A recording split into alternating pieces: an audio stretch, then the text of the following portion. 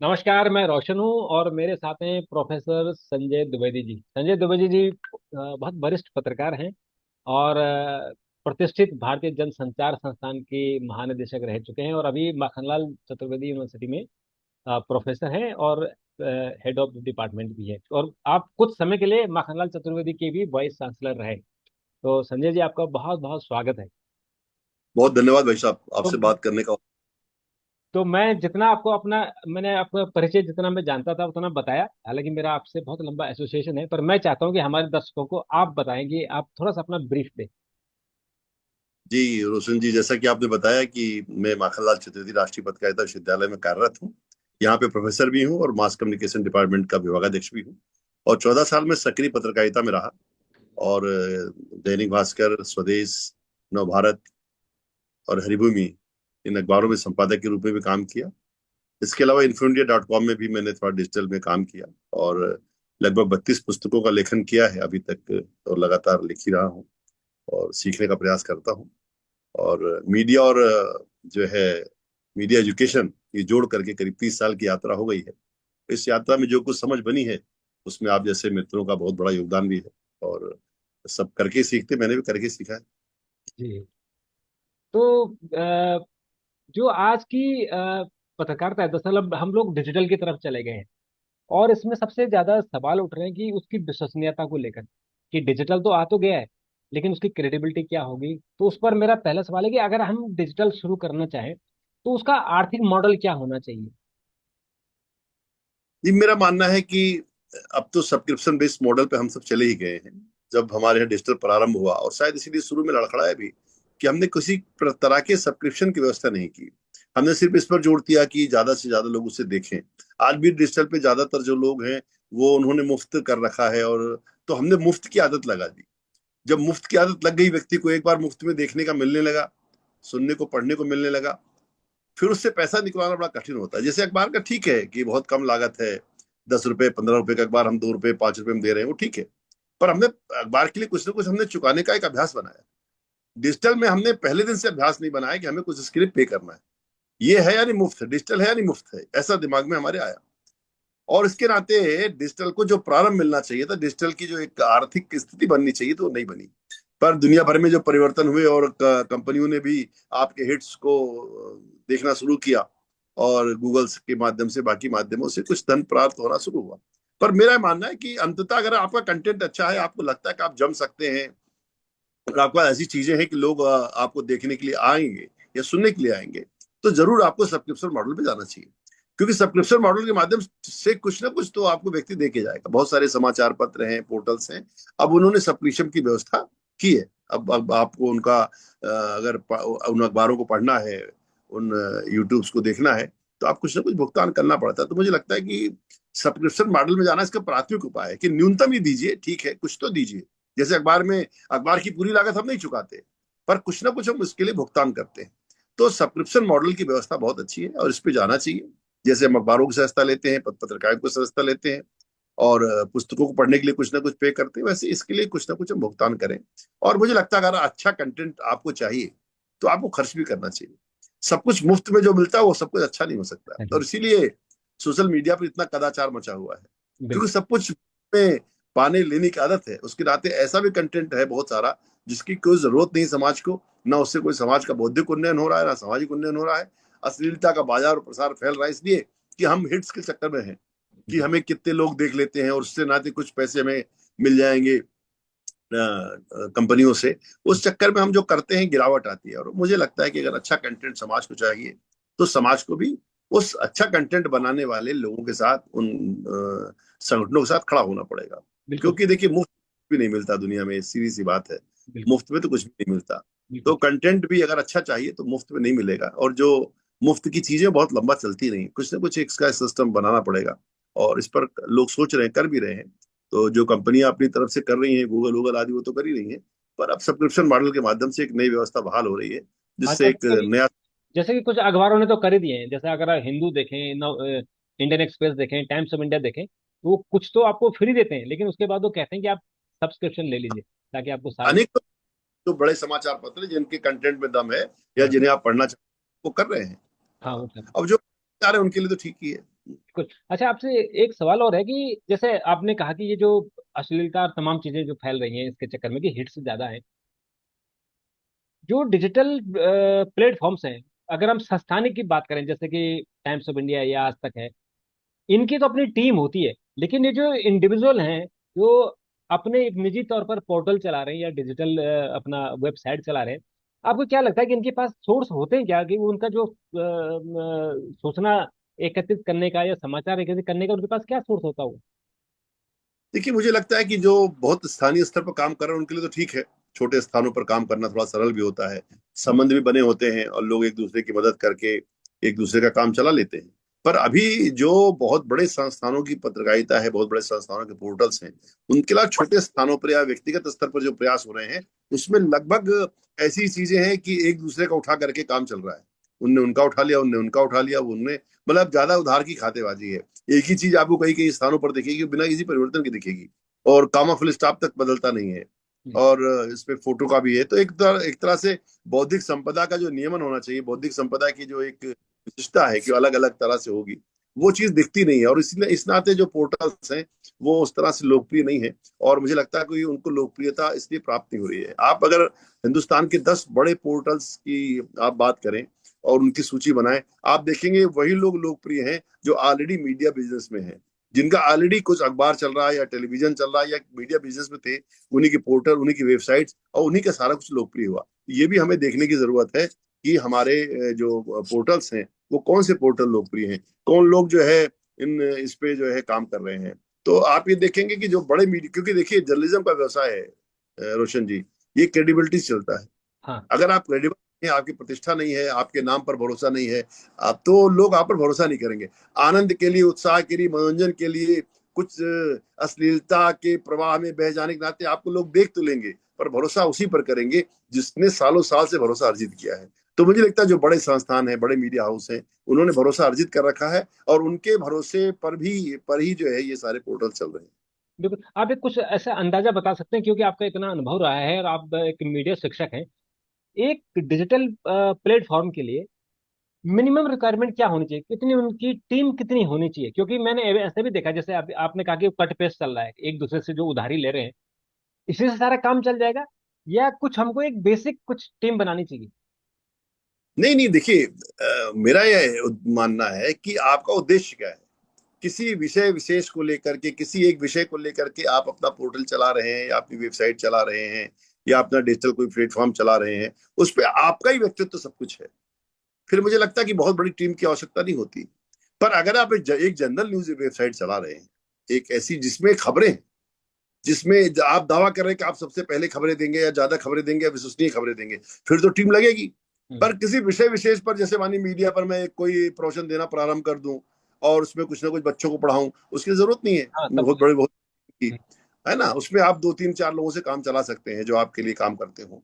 पर अगर आप न्यूज वेबसाइट होने का दावा करते हैं, आप न्यूज पोर्टल होने का दावा करते हैं, तो जितने बड़ी दुनिया को आप कवर करना चाहते हैं उतनी बड़ी आपकी टीम होनी चाहिए। अगर आपको एक राज्य को कवर करना है, उस तरह की टीम बनानी पड़ेगी। आपको सिर्फ एक जिले की खबरें कवर करनी है, बहुत सारे जिले के पोर्टल्स भी हैं, जिले की वेबसाइट्स भी हैं आजकल जो बड़े लोकप्रिय जिलों में, ऐसा नहीं कि लोकप्रिय नहीं, बड़ा अच्छा काम कर रहे हैं। मतलब एक स्थानीय पत्रकारिता को एक बहुत नया मौका मिला है, क्योंकि जो है अखबार का एक लिमिटेशन है कि वो फेसिमाइल तो हुए, वो जिले जिलों के अखबार तो हुए, वो बहुत संस्करणीय तो हुए, और उनकी एक यात्रा को 24 घंटे बाद ही आ सकते हैं। रोज हम हर घंटे तो आ नहीं सकते, हर मिनट आ नहीं सकते। पर पोर्टल्स की सुविधा है कि वो हर मिनट अपने को अपडेट कर सकता है। तो जिलों के पोर्टल्स भी हैं, प्रांतों के भी हैं, संभाग के भी हैं, विषयवार भी हैं। तो वैरायटी बहुत है, मतलब इसने एक अवसर तो दिया है। और जहां तक आप संसाधनों की बात कर रहे हैं कि आपका थोड़ी सी किसी विषय की जानकारी हो और आपके पास एक मोबाइल फोन हो, काम तो उत्ते से भी चल जाता है, अकेला आदमी भी कर सकता है, ऐसा नहीं है। और उसके कंटेंट में दम है, लोग उसको सुन रहे हैं। बिल्कुल। कई लोग जो है आप देखते होंगे गीता के बारे में बता रहे हैं, हाँ। गीता व्याख्या कर रहे हैं, गीता की, रामचरितमानस की व्याख्या कर रहे हैं, हाँ। धार्मिक विषयों के बारे में कुछ कुछ बता रहे हैं। इंडिविजुअल भी कर रहे हैं, बहुत अच्छा कर रहे हैं। तो ये हम नहीं कहते कि ये माध्यम इंडिविजुअल्स का नहीं है।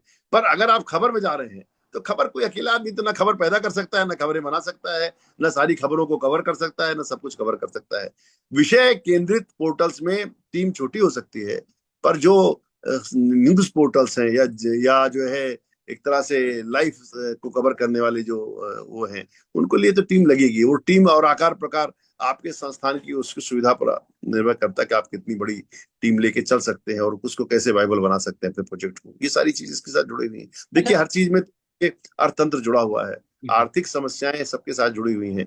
ये सस्ता तो जरूर है, इतना भी सस्ता नहीं है कि आप इसको वो कर दें, अगर आप व्यक्तिगत रूप से नहीं बहुत कर रहे हैं तो। जी। अच्छा, अगर हम कहें कि मुख्यधारा की जो मीडिया है और जो हम डिजिटल मीडिया, खासकर जो इंडिविजुअल की हम बात कर रहे हैं, उसकी हम कंपटीशन, जो स्पर्धा है, प्रतिस्पर्धा है, उसकी क्या हम उसको कंपेयर कर सकते हैं? किस लेवल तक कर सकते हैं? आपने एक बात तो बड़ी अच्छी नहीं, भाई बात कही कि जो स्थानीय जी स्तर पर कर रहे हैं, जो जिले के, अगर कोई जिले से कोई वेबसाइट निकाल रहा है या यूट्यूब निकाल रहा है, उसके पास ज्यादा इन्फॉर्मेशन होती है, और वो जो है हाँ, कॉम्पिटिटिव भी कर रहे हैं।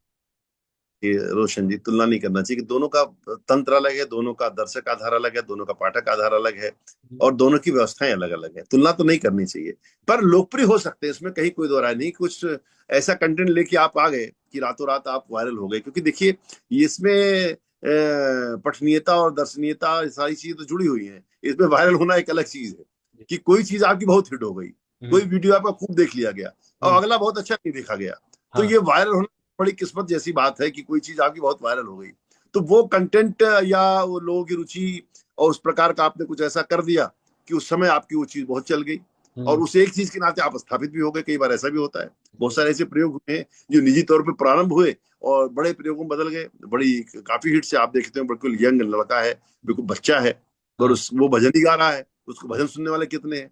ये बात। वो कुछ खाना बनाना सिखा रहा है तो भोजन बनाने सिखाने में ही, या वो आपको ब्यूटी टिप्स दे रही कोई लड़की, वो हम्म। भी बहुत वायरल है। तो ये जो चीज है कि विषय विशेषज्ञता अगर आपकी किसी विशेष विशेष क्षेत्र में हाँ। अच्छे से आप उस चीज को कहना जानते हैं। हम्म। जैसे मेरी बेटी जो है 6 क्लास में पढ़ती है, तो वो भी कुछ ऑनलाइन जो है वो जो पाठ पढ़ाते हैं लोग, हाँ, कुछ उनको कर। देखती, अच्छा। ट्यूटर्स जो है उनको देखती है, तो हाँ। बहुत अच्छा पढ़ा रहे हैं, करते हैं कई बार। तो बहुत सारी सामग्री अच्छी भी, ऐसा नहीं कि उसका उपयोग नहीं है और लोग देख नहीं रहे हैं।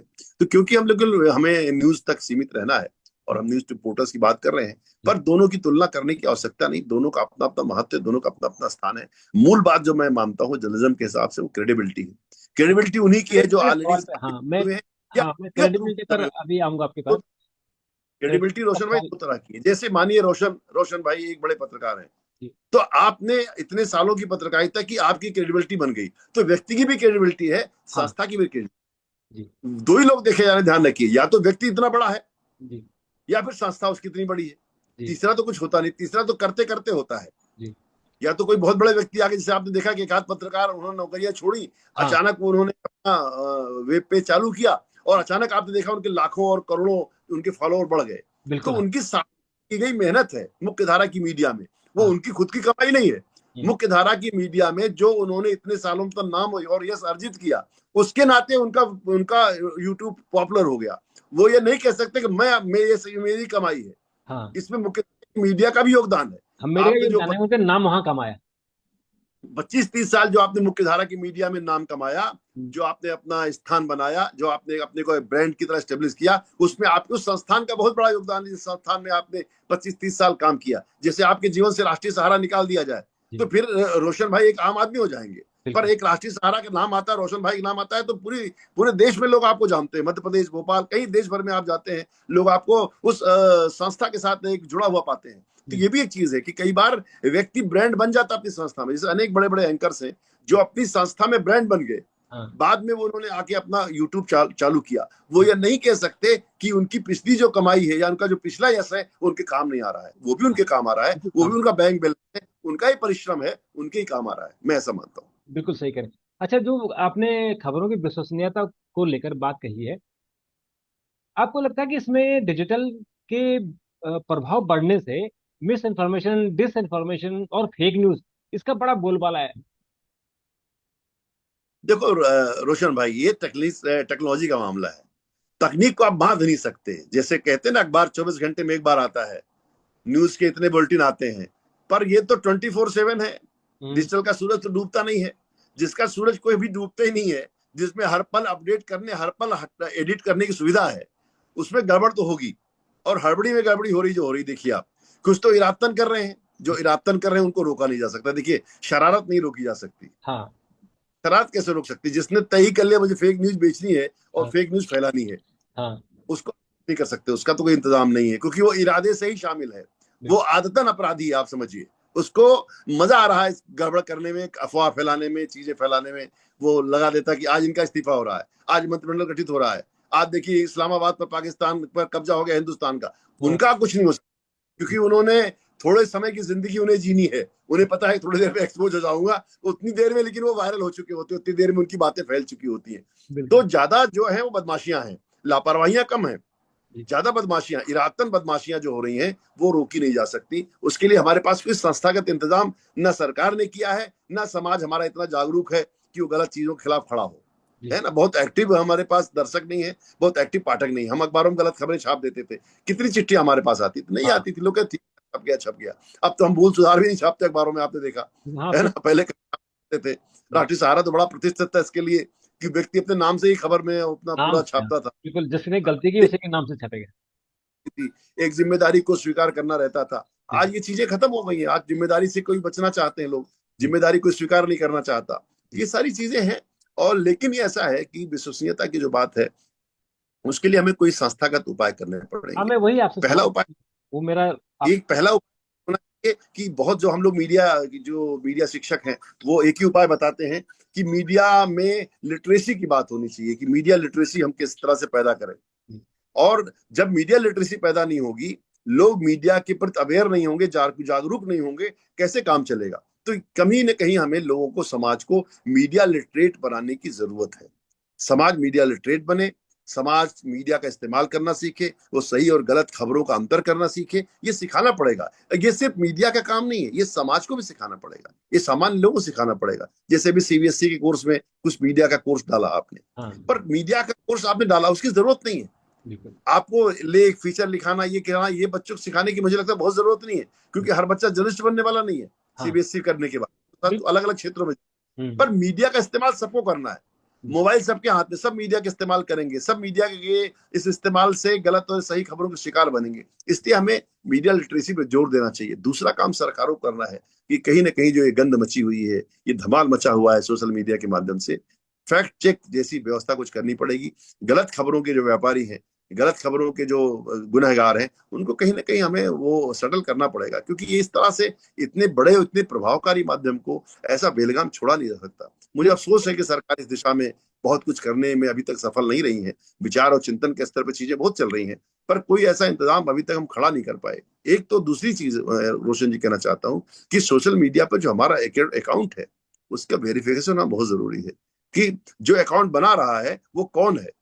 आज आप देख रहे हैं हजारों हजार फेक अकाउंट चल रहे हैं, ठीक, अकाउंट चल अलग रहा अलग है, अगर कोई, अलग। अगर, हाँ, अगर कोई वेरीफाई करना चाहता है तो उससे लोग पैसा ले रहे नहीं नहीं, वो एक अलग चीज हो गई। अकाउंट बनना ही नहीं चाहिए मेरा कहना, हैं। बिना वही बिना ना, उसके अगर, हाँ, अगर ये व्यवस्था हो कि केवल वेरीफाइड अकाउंट ही होंगे कहीं तो कहीं फिर अकाउंट चले वेरिफिकेशन जाएंगे। जरूरी है।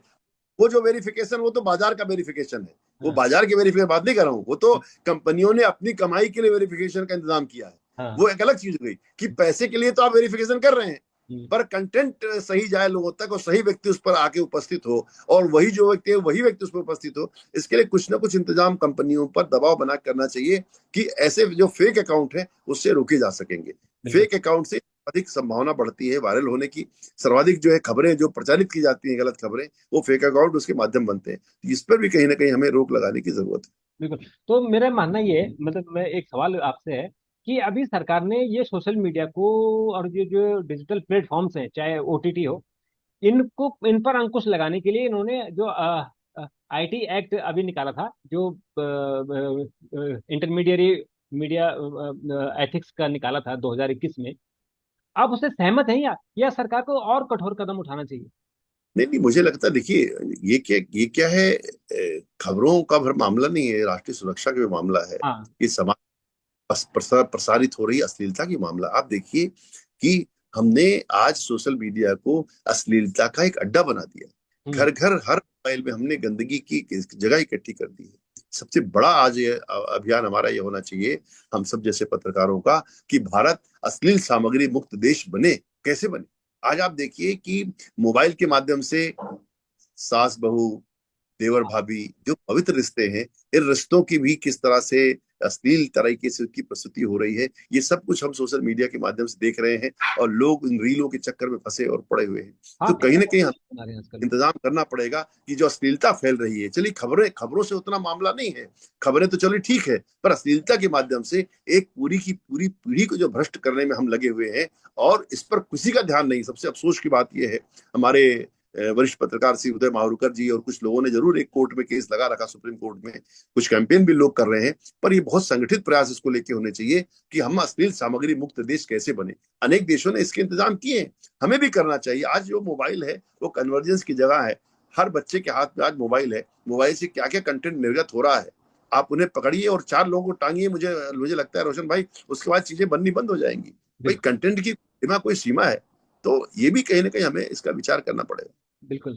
अब अभी आपने एक रिपोर्ट देखी होगी, जो राइटर्स इंस्टीट्यूट है, उसने एक रिपोर्ट दी है कि डिजिटल मीडिया के आने से और उसकी विश्वसनीयता कम होने से लोगों में, और खासकर जो ये नया जो न्यू जनरेशन है जिसको हम जेन जेड कहते हैं, वो उनका अखबारों के प्रति, समाचारों के प्रति, टोटल समाचारों के प्रति रुझान ही कम हो रहा है।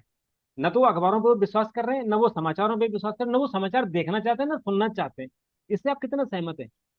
देखिए, ये मामला दूसरा है, ये मामला विश्वास अविश्वास का नहीं, ये मामला है लैक ऑफ कंसंट्रेशन का। हम्म। कंसंट्रेशन लेवल समाज का कम हो रहा है। आज ये कहा जा रहा है जो रील में नहीं है वो रियल में भी नहीं है। ये जनरेशन रील देख रही, रील बनाने लगी हुई है। रील की उम्र क्या है? 1 से 1.5 मिनट, हम्म। 1 से 1.5 मिनट, आधा मिनट, 40 सेकंड, 30 सेकंड की जो रील बनाने वाली पीढ़ी है, हम्म। उससे आप उम्मीद कर सकते हैं 2 घंटे की फिल्म देख सकती है, 400 पेज की किताब पढ़ सकती है, हम्म। 1000 शब्दों का कोई लेख पढ़ सकती है, हम्म। 250 शब्दों कोई खबर पढ़ सकती है? नहीं पढ़ सकती जी, फिल्म नहीं देख पा रहे हैं लोग। आज 2 ढाई घंटे एक फिल्म दिखाना मुश्किल है। हम्म। तो ये जो रील रील जनरेशन है, इसको, इसका लैक ऑफ कंसंट्रेशन इस लेवल पर है कि वो 1 1.5 घंटे तो बहुत दूर की बात है, 5 7 मिनट भी किसी एक चीज पे कंसंट्रेट नहीं हो पा रही है। इसको हम सब लोग कॉलेजों के अंदर, विश्वविद्यालयों में महसूस कर रहे हैं कि विद्यार्थी कितने अधीर हैं। हम अपनी कक्षा में जो विद्यार्थी बैठा है रोशन जी, उस तक नहीं पहुंच पा रहे हैं। मेरी क्लास में 40 50 विद्यार्थी होंगे, मैं उन तक नहीं पहुंच पाता। मैं समाज को क्या पहुंच बदलूंगा और समाज तक क्या पहुंचूंगा? तो जो हमारे सामने उपस्थित है, जब हम उस तक ही नहीं पहुंच पा रहे हैं, आप घरों के अंदर जाइए, लोग बैठे हुए हैं, लोग कहते हैं फैमिली टाइम चल रहा है। हम्म। फैमिली टाइम में आप देखेंगे सबके सिर झुके हुए हैं और मोबाइल पे लोग सबके झुके हुए हैं। मोबाइल बिल्कुल सही। 7 8 लोग लगे, सब मोबाइल लगे, कोई संवाद नहीं हो रहा है। हाँ। मतलब बातचीत बहुत बढ़ गई है, संवाद घट गया। इस माध्यम ने बहुत सारी अराजकताओं का सृजन किया हमारे जीवन में, हमारी सामाजिकता को नष्ट किया है। और आप देखिए, टेलीविजन भी आया था तो हमने बड़े घबराहट जताई, पर कम से कम टेलीविजन के नाते एक सामाजिकता थी, लोग एक दूसरे को आगे पढ़ते थे, देखते थे, चर्चा करते थे। रामायण महाभारत शुरू हुआ तो लोग दूसरों घरों में जाके टीवी देखते थे, और वो जो टीवी लगाए हुआ था वो बड़े अपने गर्व से इसको देखता था। आज जो है, मोबाइल ने जो है सब प्रकार की सामाजिकता को नष्ट किया है। और मुझे लगता है क्योंकि इंडिविजुअल का माध्यम, आप ध्यान रखिए, अखबार, हम अखबार घर के बाहर बैठ के पढ़ रहे होते थे जब, तो एक एक पन्ना सब लोग ले लेते थे। बिल्कुल। बस में सुबह आगे एक अखबार पीछे चला जाता था, पढ़ते पढ़ते पढ़ते पढ़ते एक अखबार लेके आप बस में चढ़ते थे, पूरी बस उस अखबार को पढ़ लेती थी, क्योंकि वो इंडिविजुअल का माध्यम नहीं था। मोबाइल इंडिविजुअल का माध्यम है, मोबाइल सामूहिक माध्यम नहीं। सिनेमा भी सामूहिक माध्यम है, हाँ। सिनेमा भी साथ में देखा जा सकता है, बिल्कुल। टेलीविजन साथ में बैठ कर देखा जा सकता है। हाँ, लेकिन भाई साहब, मोबाइल इंडिविजुअल है। अखबार अखबार सामूहिक रूप से पढ़ा जा सकता है, चौपालों पर अखबार बांटे जाते थे और लोग अखबारों को पढ़ते थे, बिल्कुल। पर ये सामूहिकता का माध्यम नहीं, इंडिविजुअल का माध्यम है। और एकांत तो हमेशा आपको विकृति की तरफ लेकर के जाएगा, ध्यान रखिए आप। जब भी आपको एकांत मिलेगा, आप वो कुछ कर रहे होंगे जो करना अपेक्षित नहीं है। नहीं, हाँ, जो तो जो ये एकांत सब छुप का के कर रहे माध्यम है। हैं। हाँ, एकांत का माध्यम है, और एकांत के माध्यम होने के साथ साथ इस पर जिस प्रकार की चीजें उपलब्ध हैं, वो कहीं ना कहीं हमें गहरे संकट की तरफ या उन जगहों की तरफ लेके जाती हैं जो हमें हमारी संस्कृति से, हमारी परंपरा से, हमारी सामाजिकता से, हमारे परिवार से और हमारे संस्कार से, सारी बातें मैं जोड़ रहा हूँ, इन सब से हमें तोड़ती है। इसका जो व्यक्तिवाद है, यह हमें सब जगह से तोड़ता है और एक ऐसे मनुष्य के रूप में हमें खड़ा कर देता है जिसको किसी की आवश्यकता नहीं है। जैसे हमारे 15,000 फेसबुक फॉलोअर हैं, जी। आप, हमारी मुसीबत जब आएगी तो हमें कोई हमारे काम आने वाला नहीं, तो कोई रोशन नहीं। भाई हमारे। बिल्कुल। तो ये भी हमें देखना पड़ेगा कि जो हम एक आभासी दुनिया हमने रची है, उस आभासी दुनिया का हमारी जिंदगी पे क्या फर्क पड़ रहा है। तो हमने अपनी इस आभासी दुनिया को सच मान लिया है, जबकि यह है आभासी दुनिया, इसलिए इसको वर्चुअल वर्ल्ड कहा गया। इसलिए वर्चुअल वर्ल्ड जो है, एक तरह से टाइम किलिंग मशीन भी है, हमारा समय भी नष्ट करता है, समय बर्बाद कर रहा हमारी समयता को नष्ट करता है, हमारी पारिवारिकता को नष्ट करता है, हमारे पारिवारिक सद्भाव को भी नष्ट कर रहा है, और हमारे बच्चों को भी बर्बाद करने में लगा हुआ है। ये सारे संकट के साथ जुड़े हुए हैं, जो मनोवैज्ञानिक संकट भी हैं, जो सामाजिक संकट भी हैं, और सांस्कृतिक संकट भी हैं। है। बिल्कुल। तो आपके हिसाब से आपका क्या सुझाव हो सकता है कि डिजिटल पत्रकारिता में क्या चुनौतियां हैं, और जो मेन चुनौती है कि इसकी विश्वसनीयता कैसे बनाएं, इस पर आपके क्या सुझाव होने चाहिए? देखिए, मुझे लगता है कि विश्वसनीयता तो बहुत बड़ी चीज है भाई साहब। विश्वसनीयता तो दो ही तरह से अर्जित हो सकती है। एक तो आप लंबे समय से आप किसी जगह जो है इस विषय में काम कर रहे हो, और एक लंबी आपने यात्रा की हो। दूसरी की जो एक खबरों को परोसने का जो हमारा तरीका है, कि खबरों को रीचेक कर देखिए, जो जो प्रिंट मीडिया के सिद्धांत है, जो टेलीविजन मीडिया के सिद्धांत है, वही सिद्धांत डिजिटल के भी। न्यूज के सिद्धांत बदलते नहीं है। हम बार बार खबरों के लिए कहते हैं accuracy, accuracy, again accuracy. Accuracy हमारा प्रामाणिकता, विश्वसनीयता, एक्यूरेसी, एक्यूरेसी, यही हमारा सिद्धांत है। और सिद्धांत नहीं बदलते। खबर कहीं भी दी जाए, खबर किसी भी माध्यम पे दी जाए, पर सिद्धांत, मूल सिद्धांत नहीं बदलते। मूल सिद्धांत यह है कि खबरें वेरीफाई हुए बिना नहीं जानी चाहिए, पर खबरें वेरीफाई हुए बिना जा रही हैं। दूसरे जो पक्ष हैं, उन पक्षों को भी टटोला जाना चाहिए कि वो उस बारे में क्या सोचते हैं। हम नहीं टटोल रहे हैं, हम हड़बड़ी में हैं, और जब हम हड़बड़ी में होते हैं तो हम गड़बड़ी करते हैं। तो ये जो दौड़ है जल्दी और तुरंत देने की, ये जो पत्रकारिता का स्ट्रेटिज्म है, जिसको हम तुरंतवाद कहते हैं, इस तुरंतवाद ने बहुत बड़ा खतरा पैदा किया है। जहां तक अखबारों की आप बात कर रहे हैं, अखबारों को पढ़ा न जा रहा हो, या पलटा जा रहा हो, या कम पढ़ा जा रहा हो, इस सब के बावजूद अखबारों की जो भरोसा है लोगों का, अखबारों पर जो विश्वसनीयता है, वो आज भी कायम है। सोशल मीडिया लोकप्रिय हो सकता है, वेब मीडिया लोकप्रिय हो सकता है, विश्वसनीय आज भी प्रिंट मीडिया है, क्योंकि हमें यह भरोसा है कि अखबार में छपा है, किसी जिम्मेदार आदमी ने लिखा होगा, और किसी जिम्मेदार आदमी उसको संपादित किया होगा। देखिए, सूचना और खबर के अंतर को रोशन जी समझने की जरूरत है। बिल्कुल। सूचना कोई भी दे सकता है। कोई भी दे सकता सोशल मीडिया तो लोग उल्टियां कर रहे हैं, सोशल मीडिया पर जो गंद फैला रहे हैं, ये सूचनाओं के वाहक हो सकते हैं। है। बिल्कुल। ये खबरों के नियंता नहीं है। जी। खबर, न्यूज या समाचार तभी बनेगा जब कोई रोशन जैसा व्यक्ति उसको लिखेगा, कोई संपादक उसको संपादित करेगा, कोई उसको क्रॉस चेक करेगा, फिर वो पब्लिश होगा। खबर, न्यूज या समाचार, तीन शब्दों के साथ एक भरोसा जुड़ा हुआ है। खबर प्रोसेस के बाद बनेगी, न्यूज प्रोसेस के बाद बनेगी। सूचना की कोई प्रोसेसिंग नहीं है। सूचनाओं से खबर बन सकती है, ध्यान रखिए। खबरों का आधार सूचनाएं हैं, सूचनाएं खबर नहीं है। तो सोशल मीडिया पर, बाकी माध्यमों पर जो लोग धमाल मचा रहे हैं, वो सूचना दाता हो सकते हैं, वो संचार कर्मी हो सकते हैं, संचारकर्ता हो सकते हैं, वो पत्रकार नहीं है। पत्रकार या संपादक या रिपोर्टर एक अधिष्ठान है, एक व्यवस्था, एक सिस्टम है, जिसके साथ एक प्रोसेसिंग जुड़ी हुई है। उस प्रोसेस से होकर के जो चीजें गुजरती हैं, उसको हम समाचार कहते हैं। क्या हम इस प्रोसेस का ध्यान दे रहे हैं? सोशल मीडिया में किसी प्रोसेस का इस्तेमाल हम कर रहे हैं? जब हमने किसी प्रोसेस का इस्तेमाल ही नहीं किया है, हमारे हम में, जैसे चाइना गेट फिल्म में वो कहता है, जगीरा डाकू, वो कहता, मेरे मन को भाया, मैंने कुत्ता काट के खाया। सोशल मीडिया पे यही चल रहा है, मेरे मन को भाया, मैंने कुत्ता काट खाया। वहां पर कोई वेरिफिकेशन नहीं, कोई इसको चेक करने वाला नहीं है। वो लिख दिया और मुक्त हो गए, लिख दिया और मुक्त हो गए।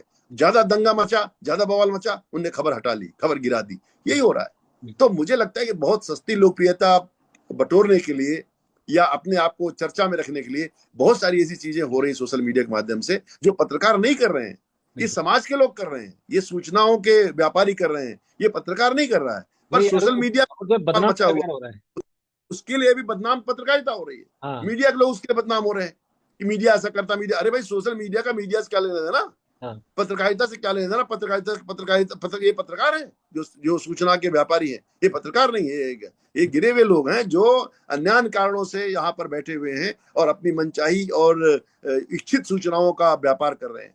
ये पत्रकार नहीं है, ये खबरें नहीं है, समाचार नहीं है। समाचार तभी खबर बनेगी, समाचार, खबर या न्यूज तभी बनेगी जब उसे कोई पत्रकार लिखेगा, कोई संपादक उसे संपादित करेगा, किसी सब एडिटर के हाथ से वो खबर गुजरेगी, तब वो समाचार थोड़ी खबर बन जाएगी। तो खबर बनाने की प्रोसेस है।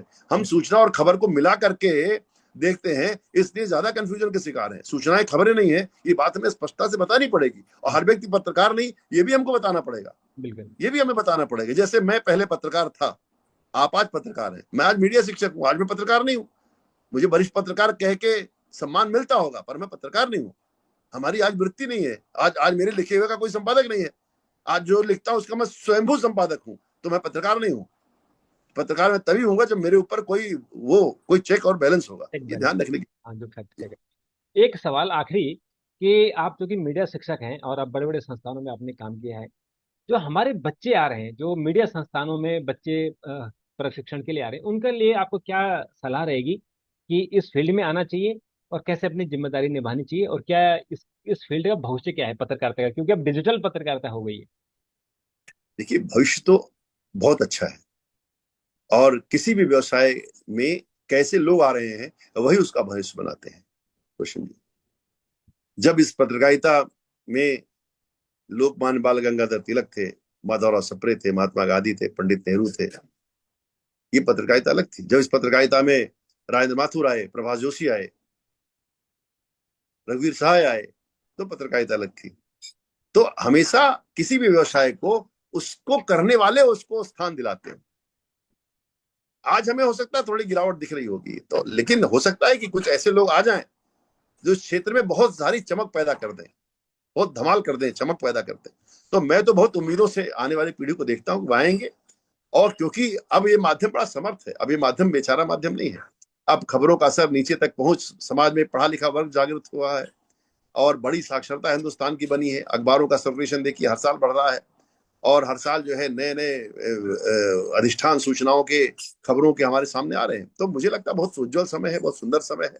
इस समय में अच्छे कंटेंट गढ़ने वालों की आवश्यकता है, पर कंटेंट गढ़ा जाएगा सिर्फ टेक्नोलॉजी से नहीं होगा। ये बिल्कुल। आज की पीढ़ी टेक्नोलॉजी चपल तो है, टेक्नोलॉजी को उसको बहुत अच्छी समझ है, पर आज की पीढ़ी के पास भाषा नहीं। हाँ। आज की पीढ़ी के है देर तक और धैर्य रख करके एक लंबा प्रवास करने की उसकी आदत नहीं है। उसको तुरंत और जल्दी और ज्यादा चाहिए, तुरंत उसे चमकना है। तो मुझे लगता है थोड़ा धीरज, थोड़ी भाषा, थोड़ा साहित्य, थोड़ा समाज, थोड़ी संस्कृति, अपने समाज को जाने बिना जो भी कम्युनिकेशन होगा वो दिलों को नहीं छुएगा, ये बात आपसे कहना चाहता हूँ। तो इसलिए अपने समाज को समझिए। अपने समाज में जितने समरस होंगे, आज समस्या क्या है, हम मोबाइल में ही डूबे हुए हैं। अपने समाज को जानने, अपने उनके चेहरों को देखने, उनके संघर्ष, उनके आर्तनाद, उनकी पीड़ा, उनके सपने, उनको जानने का हमारे पास अवकाश ही नहीं है। हम अपने गांव की तरफ, अपने घरों की तरफ, जंगलों की तरफ, पहाड़ों की तरफ जाते हैं तो भी हम सेल्फी बना रहे होते हैं, या सेल्फी ले रहे होते हैं, रील बना रहे होते हैं। तो ये एक बहुत बड़ा संकट हमारी पीढ़ी के सामने है कि वो सब कुछ होने के बाद, सारी सुविधाओं के बावजूद देख नहीं रही। देखना पड़ेगा, जिसको दृष्टि कहते हैं, जिसको एक गाने में कहते हैं ना कि मेरा तेरा चेहरा है आईने जैसा, तुझको देखूं मैं देखने जैसा। बहुत दिनों से हमने एक दूसरे को देखा ही नहीं है, अपने समय को, अपने गांव को, अपने लोगों को हमने देखा ही नहीं है। हम सिर झुकाए उसी मोबाइल से बन रहे हैं या बनाए जा रहे हैं। तो कहीं ना कहीं हमें चीजों को समझना है, देखना है, उनको दर्ज करना है। और अपने अनुभवों को जब आप दर्ज करते हैं, जो अनुभव सिद्ध ज्ञान होता है वो अलग होता है। जो कॉपीराइट होता है या कॉपी लिखा, क्योंकि कॉपी तो अब हमें लिखने की जरूरत नहीं है, कॉपी तो एआई लिख देगा। हाँ। आपसे कॉपी लिखवा रहा है, अब आपको मौलिक लेखन करना पड़ेगा। मॉर्निंग लिखना और है। इसलिए इस एआई के खतरे के बीच में जो मौलिक काम करने वाले लोग हैं, जिनके पास जमीन की खुशबू है, जिनके पास माटी की महक है, वही जिंदा रहेंगे। इसलिए आने वाला समय बहुत कठिन है, क्योंकि जो काम एआई कर सकेगा वो काम मनुष्यों से नहीं करवाया जाएगा। ध्यान रखिए, आपको वो काम करना पड़ेगा जो एआई नहीं कर सकता। एआई क्या नहीं कर सकता? एआई के पास संवेदना नहीं है, संविधान एआई के पास दिल, भावना ही नहीं है। एआई के पास वो समझ नहीं है जो अनुभव से सिद्ध होती है। एआई उस समझ को लेके पैदा हुआ है जो ऑलरेडी दर्ज है डिजिटल पन्नों पर। वो डिजिटल पन्नों से ज्ञान ग्रहण करता है, वो डिजिटल पन्नों से अनुभव ग्रहण करता है। तो जो लोग डिजिटल पन्नों से अनुभव ग्रहण कर रहे हैं, जो जो डिजिटली सारा ज्ञान प्राप्त कर रहे हैं, उनका वो अप्रासंगिक हो जाएंगे। बिल्कुल। पर जो गांव में जाकर के माटी की महक लेकर के एक अलग नई भाषा रच रहे होंगे, जो आज तक रची नहीं गई, उस भाषा में लिख पढ़ और बोल रहे होंगे, वो सदा सुने जाएंगे और हमेशा सराहे जाएंगे। यही मेरा सुझाव है कि आप अपने समाज को समझें, एक नई भाषा, एक नए तेवर के साथ एक नई यात्रा की तरफ बढ़ें। और मुझे लगता है बहुत उजला भविष्य है, बहुत उज्जवल भविष्य है। किंतु एआई के खतरे को भी समझते हुए हमें उन कामों में दक्ष बनना पड़ेगा जो काम एआई के माध्यम से नहीं कराए जा सकते। तो मुझे लगता है कि जो हमारी युवा पीढ़ी है, आपका आपने जो सुझाव दिए हैं और जो आपने बातें कही हैं, बहुत मार्मिक और बहुत ही वैल्यूबल हैं। और ये मुझे लगता है कि हमारी पीढ़ी जरूर समझेगी, और उनका भविष्य तभी उज्जवल होगा जब इन बातों का वो अपने जीवन में उसको उतार पाए। आपने बात की, आपका बहुत बहुत धन्यवाद। नमस्कार। बहुत धन्यवाद रोशन जी, आपसे बात करने का मौका मिला। मैं इसे अपना सौभाग्य मानता हूँ कि इतने वरिष्ठ पत्रकार के साथ मुझे बात करने का मौका मिला। बहुत धन्यवाद, नमस्कार।